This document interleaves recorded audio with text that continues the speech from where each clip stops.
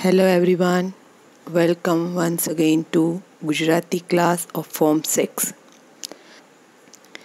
Last વિડીયોમાં આપણે discuss કર્યા હતા વિરોધી શબ્દનો પાર્ટ 1, જેમાં આપણી સર્વગ્રાહી પુસ્તકના પાઠ 1 થી 3ના વિરોધી શબ્દો આપણે ડિસ્કસ કર્યા હતા, સમજ્યા હતા અને લર્ન કર્યા હતા. બરાબર. હવે એ જ વિરોધી શબ્દ ટોપિકનો પાર્ટ 2 આજે આપણે કરીશું. પહેલાં વિરોધી શબ્દની ડેફિનેશન ફરીથી એક વખત જોઈ લઈએ. વિરોધી શબ્દો એટલે જે શબ્દ આપેલ શબ્દનો ઊંધો એટલે કે ઉલટો અર્થ બતાવે તે શબ્દને વિરોધી શબ્દ કહેવામાં આવે છે, જેને ઇંગ્લિશમાં આપણે ઓપોઝિટ તરીકે ઓળખીએ છીએ. તો લાસ્ટ વિડીયોમાં આપણે 1 થી 3 પાઠના એટલે કે પાઠ 1 લાલચુ ખેડૂત, કવિતા 2 ગોવિંદના ગુણ ગાશું અને પાઠ 3 મોરના ઈંડા ચિતરવા ન પડે એ 3 પાઠના વિરોધી શબ્દ આપણે સમજ્યા હતા. હવે આજે આપણે શરૂ કરીએ પાઠ 4થી, જેનું શીર્ષક છે બચત સંકટ સમયની સાંકળ. તો હવે તમને જે પેજ નંબર 17 ઉપર 7 વિરોધી શબ્દો આપેલા છે પાઠ 4ના, એનું ડિસ્કશન કરીએ. સૌથી પહેલો શબ્દ છે દુઃખ એટલે કે સેડ, જેનું વિરોધી થશે સુખ એટલે કે હેપી. કોઈ એકદમ હેપી હોય તો એનું ઓપોઝિટ, એનું ઊંધું થાય સેડ. સુખ દુઃખ, દુઃખ સુખ. બરાબર. ત્યારબાદ બીજો શબ્દ આપેલો છે ઉદાસ, જેનું વિરોધી થશે પ્રસન્ન. ડિસપ્લીઝ અને ઓપોઝિટ પ્લીઝ. હમણાં આપણે આવ્યું હતું પ્રસન્ન થવું, રીસાવું, રૂઠવું. બરાબર. સેમ એ જ વર્ડ છે, પણ એનું ઓપોઝિટ છે એ મિનિંગ બદલી ગયો છે. પ્રસન્ન તો ઉદાસ. હવે અહીંયા તમને કહી દઉં કે તમને ઉદાસનું પ્રસન્ન આપેલું છે. ઘણી વખત તમને પ્રસન્ન આપેલું હોય કે પ્રસન્નનું તમારે વિરોધી લખવાનું હોય તો તમે એના વિરોધીમાં ખિન્ન પણ લખી શકો, ઉદાસ પણ લખી શકો અને અપ્રસન્ન પણ લખી શકો. તો અહીંયા આપણને ઉદાસ પહેલાં આપેલું છે એટલે એનું વિરોધી થશે પ્રસન્ન. ડિસપ્લીઝ પ્લીઝ, કોઈને ખુશ કરવા, કોઈને ઉદાસ કરવા, સેડ કરવા, ડિસપ્લીઝ કરવા. બરાબર. ત્યારબાદ ત્રીજો શબ્દ આપેલો છે સુંદરતા એટલે કે બ્યુટી, જેનું વિરોધી થશે કુરૂપતા એટલે કે અગલી. જ્યારે એકદમ બ્યુટીફુલ વસ્તુ હોય તો એની સુંદરતા એમ કહેવાય, પણ કોઈ અગલી વસ્તુ હોય તો એની કુરૂપતા. સુંદરતા, કુરૂપતા. Beauty opposite અગલી. તો સુંદરતાનું વિરોધી ઓપોઝિટ થશે કુરૂપતા, બ્યુટી અગલી. ત્યારબાદ નેક્સ્ટ નંબર 4 આપેલું છે ઠંડી એટલે કે કૂલ, જેનું ઓપોઝિટ વિરોધી થશે ગરમી એટલે કે હીટ. બરાબર. ઠંડી ગરમી એ પણ એક એવો વર્ડ છે જે આપણે ઘણા વર્ષોથી શીખતા આવ્યા છીએ. એટલે કે આ વર્ડ ખૂબ જ ઇઝી, સમજવામાં સહેલો છે અને આપણે પહેલેથી શીખતા આવ્યા છીએ. ઠંડી વિરોધી ગરમી, કૂલ ઓપોઝિટ હીટ. ત્યારબાદ નેક્સ્ટ નંબર 5 આપેલું છે વીતેલું, જેનું વિરોધી થશે ભવિષ્યકાળ. વીતેલું એટલે કે પાસ્ટ. વીતેલુંનો બીજો શબ્દ થશે ભૂતકાળ. ઘણી વખત તમને ભૂતકાળ પણ આપેલું હોય તો એનું ઓપોઝિટ પણ થશે ભવિષ્યકાળ. ઓર એલ્સ ભવિષ્યકાળ આપેલું હોય તો એનું તમે વીતેલું લખી શકો અને ભૂતકાળ પણ લખી શકો. પાસ્ટ ફ્યુચર જે વીતી ગયું છે, પાસ્ટ એને કહેવામાં આવે વીતેલું, અને જે ફ્યુચરમાં થવાનું છે, ભવિષ્યમાં થવાનું છે, એને કહેવામાં આવે ભવિષ્યકાળ. ત્યારબાદ નેક્સ્ટ નંબર 6 આપેલું છે અગ્નિ એટલે કે ફાયર, જેનું વિરોધી થશે પાણી એટલે કે વોટર. અગ્નિ વિરોધી પાણી, ફાયર એનું ઓપોઝિટ વોટર. ત્યારબાદ નંબર 7 અને આ પાઠનો છેલ્લો વિરોધી શબ્દ આપેલો છે બચત એટલે કે સેવિંગ, જેનું વિરોધી થશે ખર્ચ એક્સપેન્સ. આપણે કોઈ પણ ખર્ચ કરીએ, એક્સપેન્સ કરીએ, એનું ઓપોઝિટ થાય કે આપણે બચત કરીએ, બચાવીએ, સેવિંગ્સ કરીએ. બરાબર? તો બચત એનું વિરોધી ખર્ચ, અને જેનું ઇંગ્લિશ થશે સેવિંગ અને ઓપોઝિટ એક્સપેન્સ. ત્યારબાદ આગળ વધીએ. નેક્સ્ટ આપેલું છે કવિતા 5 માના ગુણ, જેના વિરોધી શબ્દો તમારી પાઠ્યપુસ્તકમાં પેજ નંબર 22 ઉપર આપેલા છે. આ કવિતાના પણ 5 વિરોધી શબ્દો આપેલા છે. પહેલો શબ્દ રિપીટ થાય છે, સુખી એટલે કે હેપી, જેનું વિરોધી થશે દુઃખી એટલે કે સેડ. હમણાં આપણે આગળના પાઠમાં જોયું તો એમાં દુઃખી અને સુખી આપેલું હતું. અહીંયા આપણને સુખી અને દુઃખી આપેલું છે. બંનેનો મિનિંગ સેમ જ છે, ખાલી વર્ડ આગળ પાછળ છે. બરાબર? તો સુખી, દુઃખી, દુઃખી, સુખી, હેપી, ઓપોઝિટ સેડ.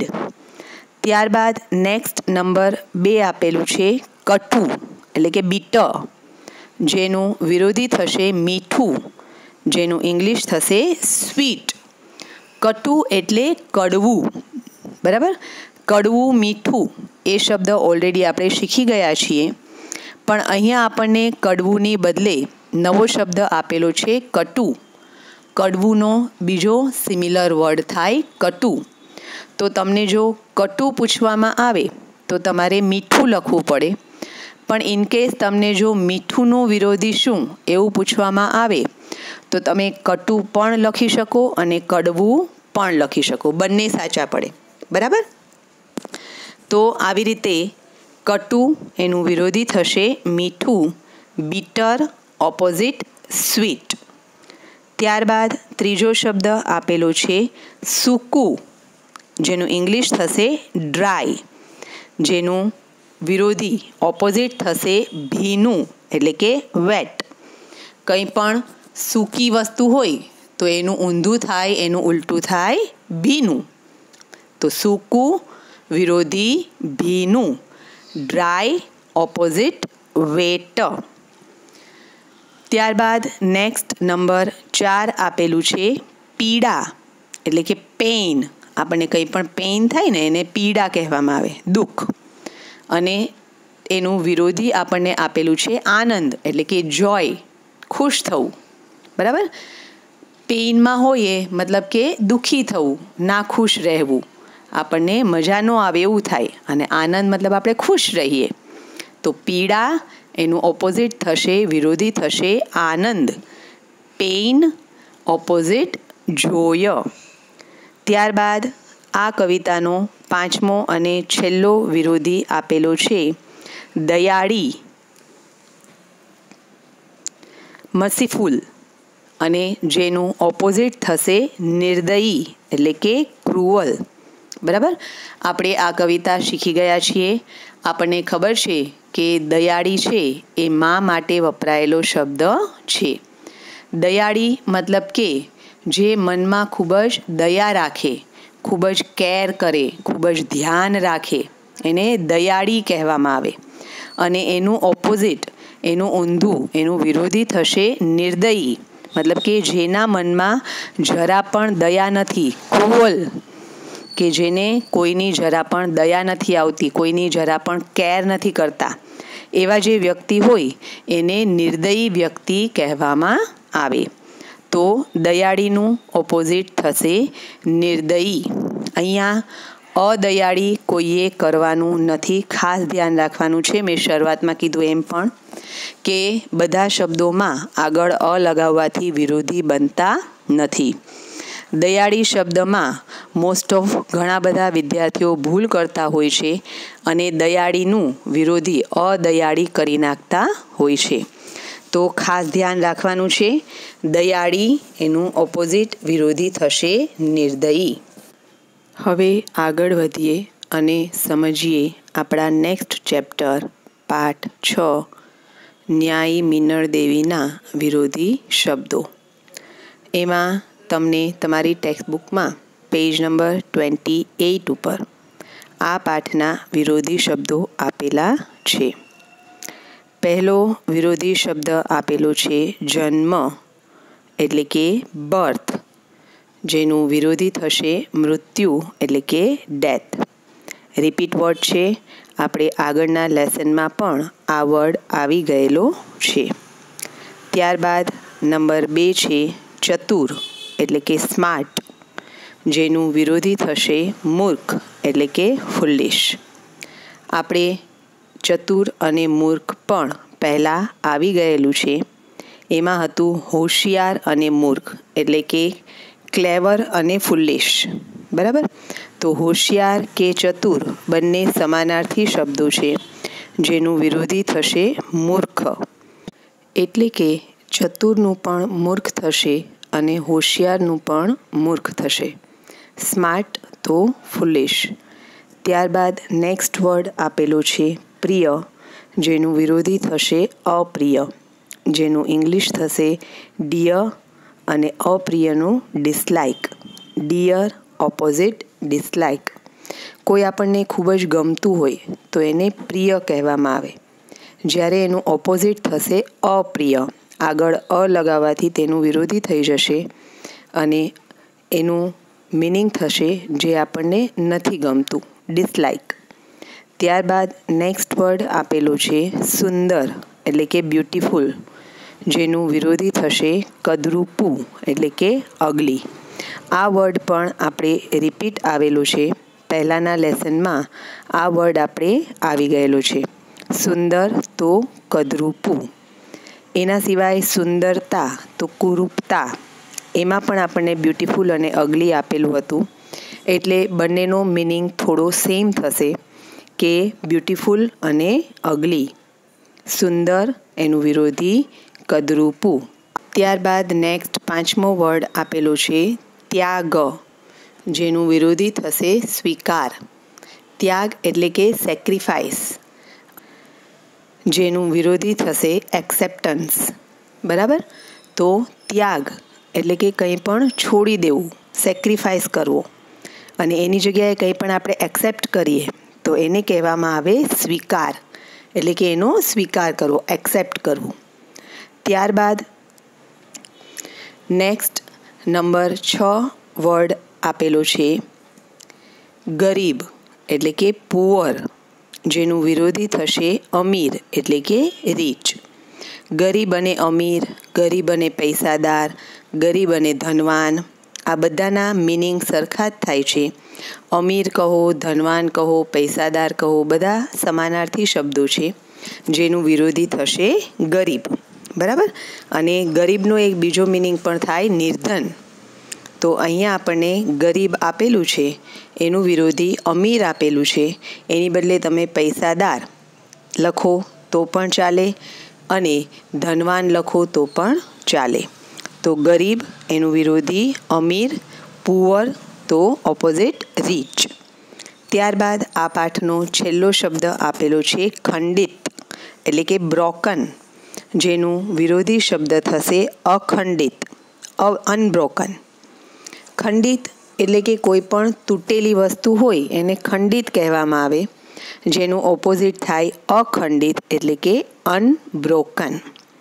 હવે આગળ વધીએ આપણા પાઠ્યપુસ્તકનું નેક્સ્ટ ચેપ્ટર 7 પાઠ 7 નાતાલ, જેના વિરોધી તમને તમારી પાઠ્યપુસ્તકના પેજ નંબર 34 ઉપર આપેલા છે. આ પાઠમાં પણ 7 વિરોધી શબ્દો આપેલા છે, ડિસ્કશન કરીએ. જેમાં પહેલો શબ્દ આપેલો છે બાળક, જેનું ઇંગ્લિશ થશે ચાઇલ્ડ, અને જેનું વિરોધી થશે વૃદ્ધ એટલે કે ઓલ્ડ. નાનું બાળક હોય એનું ઓપોઝિટ શું થાય? તો ઓલ્ડ મેન. વૃદ્ધ હોય એ, બુઢા હોય એ, બરાબર. તો બાળક એનું વિરોધી વૃદ્ધ, ચાઇલ્ડ ઓપોઝિટ ઓલ્ડ. ત્યારબાદ બીજો શબ્દ આપેલો છે મુખ્ય એટલે મેઇન, અને જેનું વિરોધી થશે ગૌણ એટલે સબસિડરી. એટલે કે જે મેઇન ના હોય, મુખ્ય ના હોય, એને ગૌણ કહેવામાં આવે, બરાબર. મેઇન મતલબ કે જે મેઇન હોય, મુખ્ય હોય, અને એનું ઓપોઝિટ થશે ગૌણ એટલે કે જે મેઇન નથી, મુખ્ય નથી એવું. ત્યારબાદ ત્રીજો શબ્દ આપેલો છે તેજસ્વી, જેનું ઇંગ્લિશ થશે બ્રાઇટ, અને જેનું વિરોધી થશે ઝાંખું એટલે કે ડીમ. તેજસ્વી એટલે કે એકદમ ચમકતું હોય એવું, અને એનું ઊંધું, એનું ઓપોઝિટ થશે ડીમ, ઝાંખું. બહુ ચમકતું ના હોય એનું ઊંધું થાય, એનું ઓપોઝિટ થાય. તો તેજસ્વી વિરોધી ઝાંખું, બ્રાઇટ ઓપોઝિટ ડીમ. ત્યારબાદ નેક્સ્ટ વર્ડ ચોથો આપણને આપેલો છે ઉત્સાહ, એન્થુસિઝમ, જેનું વિરોધી થશે નિરુત્સાહ એટલે કે ડિસએપોઇન્ટમેન્ટ, બરાબર. જ્યારે કોઈ પણ વસ્તુ આપણે એકદમ ઉત્સાહથી, ખુશીથી કરીએ તો એને ઉત્સાહ કહેવામાં આવે, અને જ્યારે ડિસએપોઇન્ટમેન્ટથી કરીએ, આપણને વસ્તુ કરવામાં, વાત કરવામાં મજા ના આવતી હોય તો એને ડિસએપોઇન્ટમેન્ટ કહેવાય, તો નિરુત્સાહ, બરાબર, જેમાં ઉત્સાહ ન હોય એવું. તો ઉત્સાહ વિરોધી નિરુત્સાહ. ત્યારબાદ પાંચમો શબ્દ આપેલો છે પ્રેમ એટલે કે લવ, જેનું વિરોધી થશે નફરત એટલે કે હેટ્રેડ. તો આ પણ આપણને ખબર છે પ્રેમ એટલે કોઈને લવ કરવું, કોઈને આપણને ગમતું હોય, આપણે એની કેર કરતા હોય, લવ કરતા હોઈએ તો એને પ્રેમ કહેવામાં આવે. એનું ઓપોઝિટ થશે નફરત, કોઈ હેટ કરવું. ત્યારબાદ નેક્સ્ટ આપેલું છે વધારે, જેનું વિરોધી થશે ઓછું. આ તો ઇઝી અને સમજાઈ જાય એવું છે, વધારે ઓછું, મેની લેસ.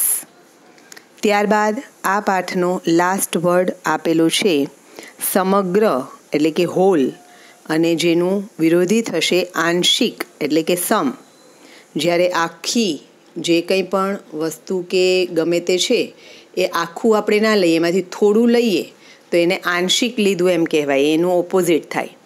સમગ્ર એટલે હોલ, એનું ઓપોઝિટ થશે આંશિક, એટલે એમાંથી થોડુંક જ આપણે લઈએ તો એનું ઓપોઝિટ થયું. હોલ તો સમ, અને સમગ્ર તો એનું વિરોધી થશે આંશિક. ત્યારબાદ આપણી પાઠ્યપુસ્તકનું નેક્સ્ટ ચેપ્ટર કવિતા 8 જીવન અંજલિ થાજો, બરાબર. આ કવિતાના વિરોધી તમને તમારી પાઠ્યપુસ્તકમાં પેજ નંબર 39 ઉપર આપેલા છે. 4 જ વિરોધી આપેલા છે. પહેલું છે ઝેર તો અમૃત, પોઈઝન નેક્ટર.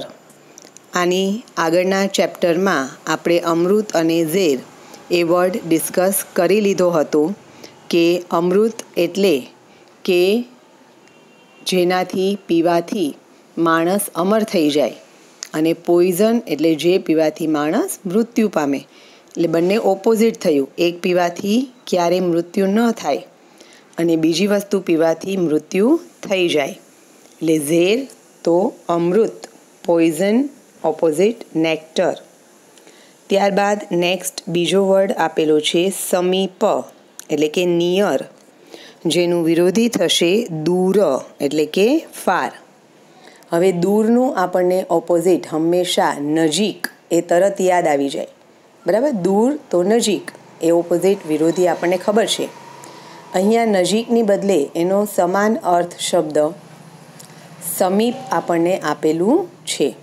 તો સમીપનું વિરોધી પણ થશે દૂર, નિયર ઓપોઝિટ ફાર. ત્યારબાદ નેક્સ્ટ ત્રીજો વર્ડ એમાં આપેલો છે એક, જેનું વિરોધી થશે પ્રત્યેક એક એનું ઇંગ્લિશ થશે વન અને એનું ઓપોઝિટ થશે એવરીવન. કોઈ એક અને એવરીવન પ્રત્યેક. એક તો પ્રત્યેક. એકનું બીજું ઓપોઝિટ વર્ડ તમે અનેક પણ લખી શકો, એટલે કે ઘણા બધા. બરાબર, અહીંયા આપણને પ્રત્યેક એટલે એવરીવન આપેલું છે અને એકનું વિરોધી તમે અનેક પણ લખી શકો. એક તો અનેક, ઘણા બધા.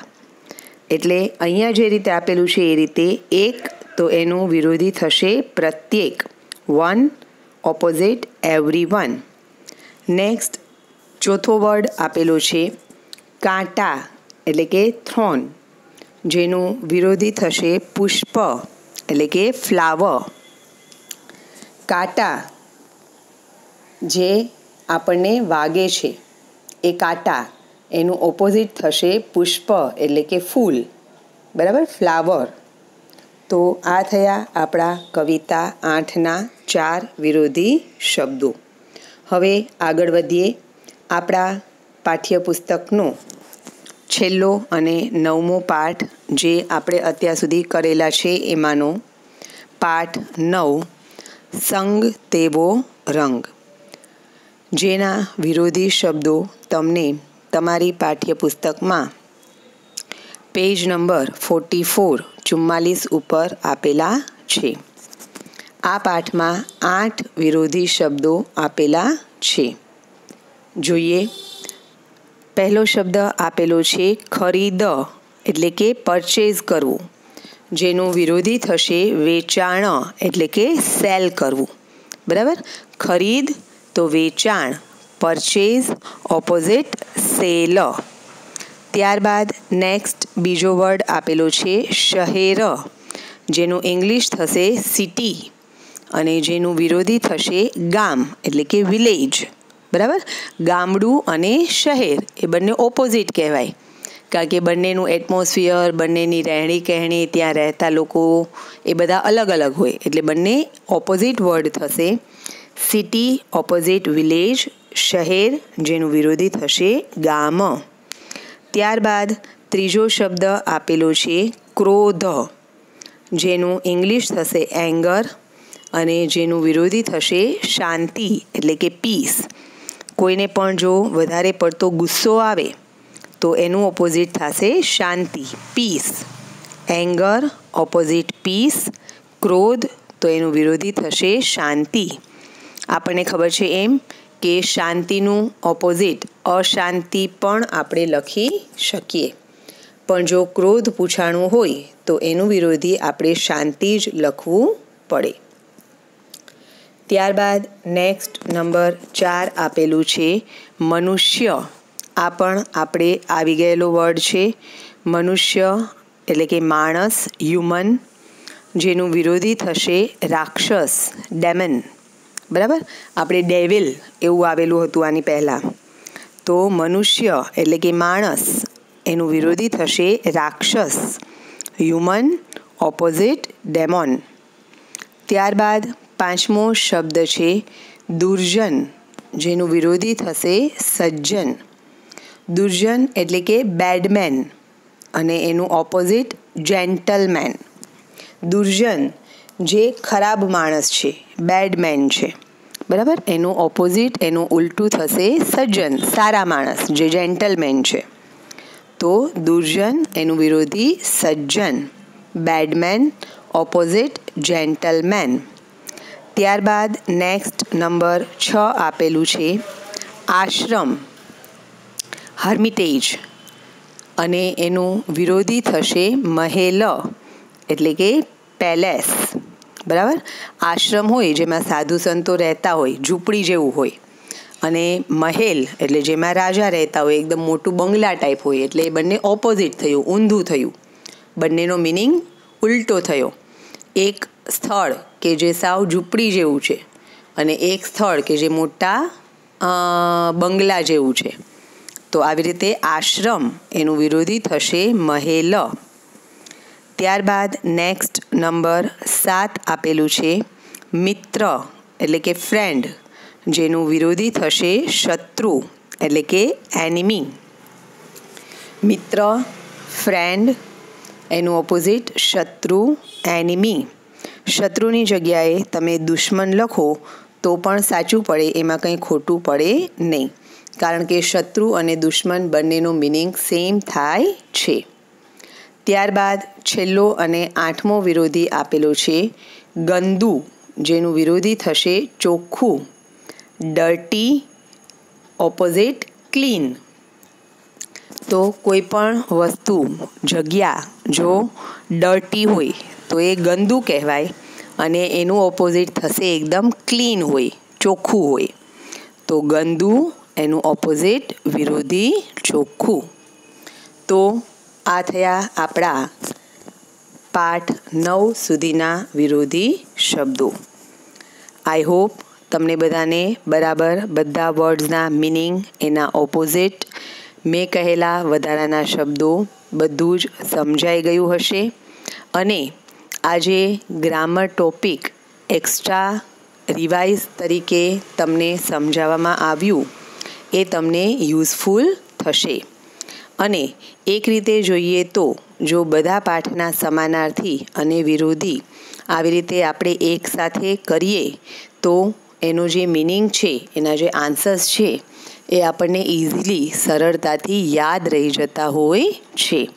અને આમ પણ સમાનાર્થીના કમ્પેરિઝનમાં, સરખામણીમાં વિરોધી શબ્દો છે એ મોસ્ટ ઓફ બધાને ઇઝીલી યાદ રહી જતા હોય છે. એક્સેપ્ટ કે થોડાક અમુક વર્ડો હોય જે હાર્ડ હોય, યાદ રાખવા મુશ્કેલ હોય. એના સિવાયના મોસ્ટલી બધા જે વર્ડ્સ છે એ આપણને મેઇનલી એનું ઊંધું શું થાય, એનું ઓપોઝિટ શું થાય, એ આપણને તરત જ યાદ આવી જતું હોય છે. તો અહીંયા આપણા 1 થી 9 પાઠના બધા જ વિરોધીના 2 વિડીયોમાંથી બીજો વિડીયો પૂર્ણ થાય છે. આઈ હોપ બધાને સમજાઈ ગયું હશે અને બધા જ મિનિંગ યાદ રહી ગયા હશે. વિરોધી શબ્દો એટલે શું અને વિરોધી લખતી વખતે શું ધ્યાન રાખવાનું, એ બધું તમે હવે યાદ રાખશો. Thank you so much. Have a nice day. Take care.